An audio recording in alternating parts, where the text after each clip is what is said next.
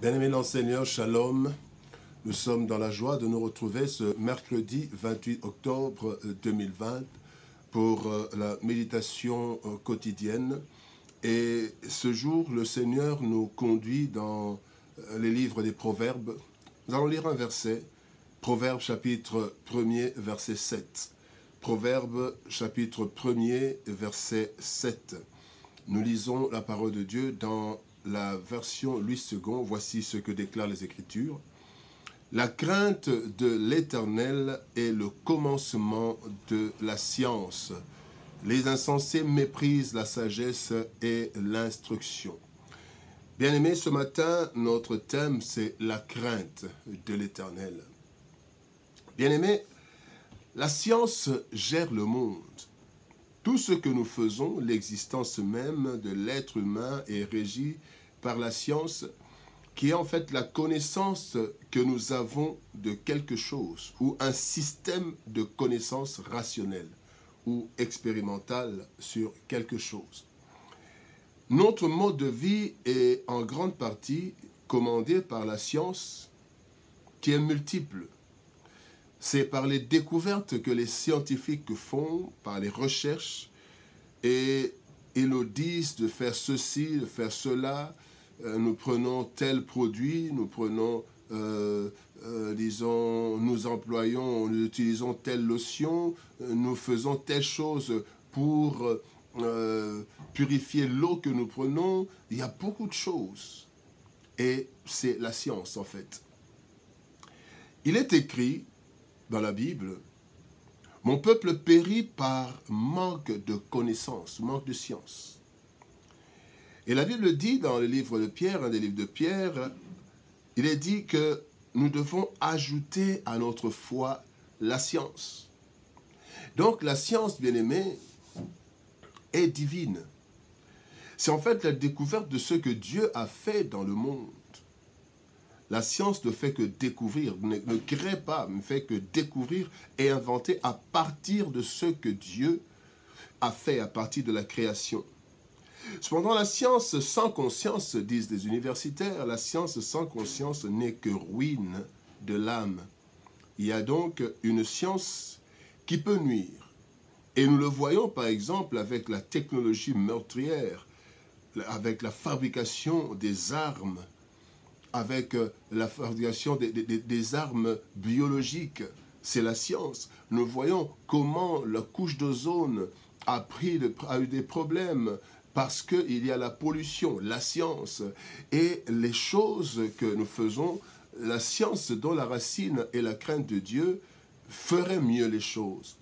Et quand nous faisons la science pour la science, bien-aimés, eh bien, nous pouvons conduire le monde au désastre. Mais la science dont la racine est la crainte de l'Éternel produira de bons fruits. Qu'est-ce que la crainte de l'Éternel? Et comment lier cette crainte au commencement de la science? Quel lien entre la crainte de l'Éternel et la science? Il y a trois concepts qui définissent la crainte de Dieu. Quand on parle de crainte de Dieu, il y a trois dimensions, trois concepts dans ce mot, la crainte. Le premier concept, la crainte, signifie la peur ou la terreur. Oui, dans la crainte de Dieu, il faut qu'il y ait une certaine peur, une certaine crainte, la crainte. Paul est en train de dire, je traite durement mon corps afin de ne pas être rejeté. Donc, il y a la peur d'être rejeté et il y a la crainte. Bien-aimés, lorsque nous considérons l'Éternel dans sa toute puissance et considérant le fait qu'il peut aussi se mettre en colère, eh bien, une certaine peur doit nous animer. Dans la crainte, derrière le mot crainte, il y a un degré de peur.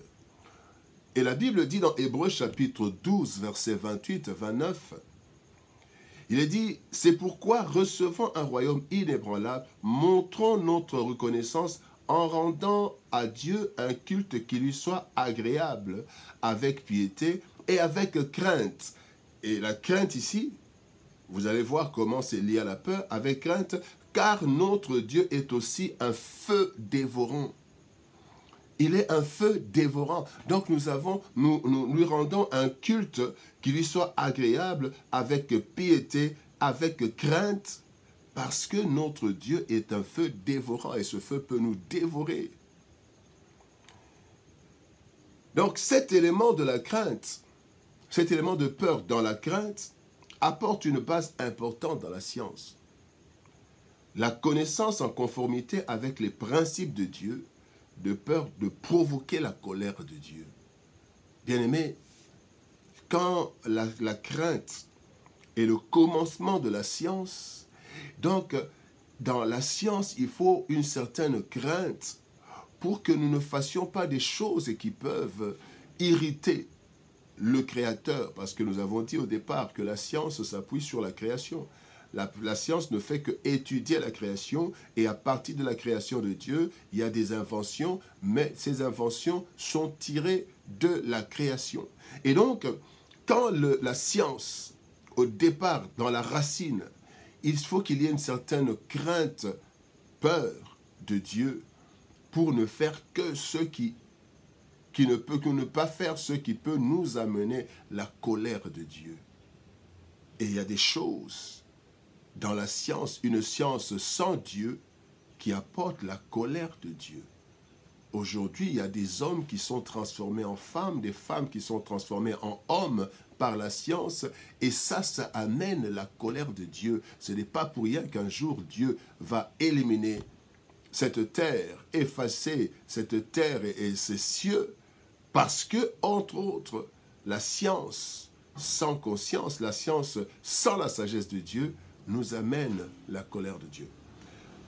Le deuxième concept qui se trouve dans la crainte de Dieu, c'est le concept de respect. La crainte de Dieu veut dire aussi un respect profond.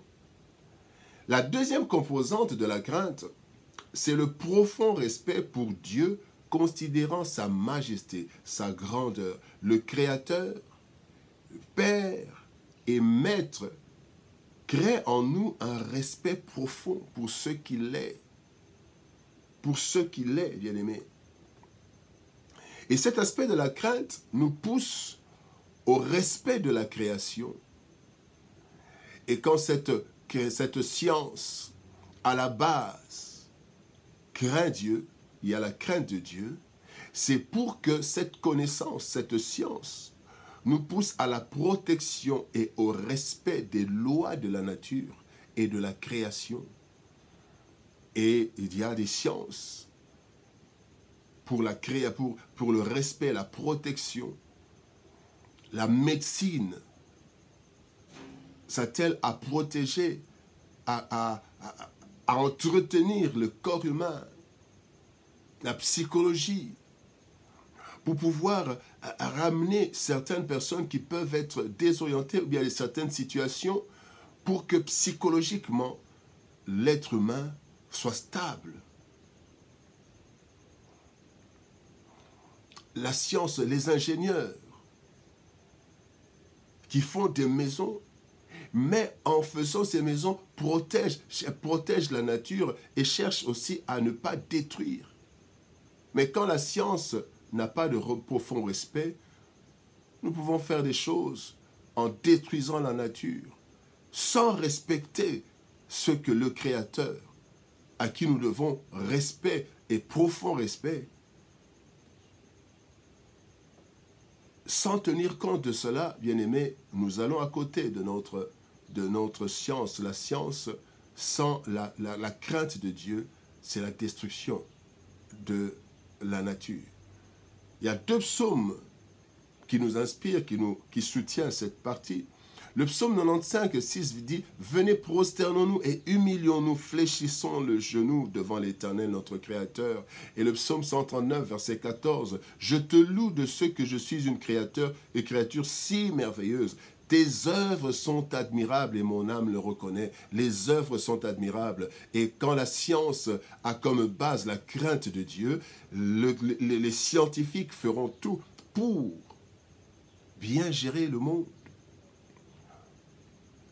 Et la science qui a à la base la crainte de Dieu travaillera de sorte à protéger la création de Dieu par respect pour le Créateur.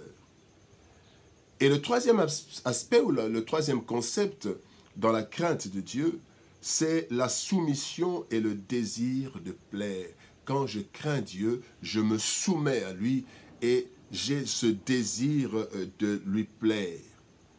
Et cet aspect nous pousse à l'effort de faire en sorte que nous restions sous sa main et que nous cherchions à plaire à Dieu à cause de ses bienfaits. Psaume 116 dit « Comment rendrai-je à l'Éternel tous ses bienfaits envers moi ?»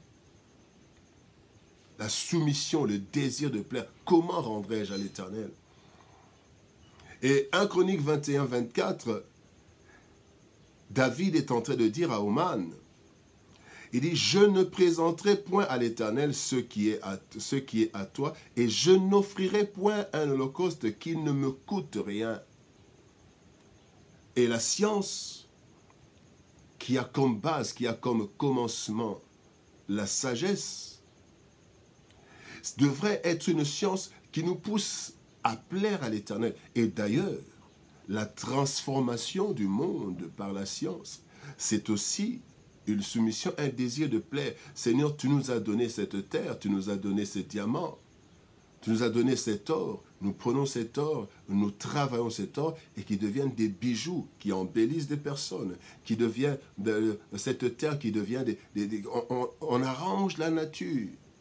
On embellit la nature parce que c'est le désir de plaire au Créateur. Le Créateur a créé des arbres, mais nous prenons ces arbres, nous faisons des bancs, nous faisons des meubles.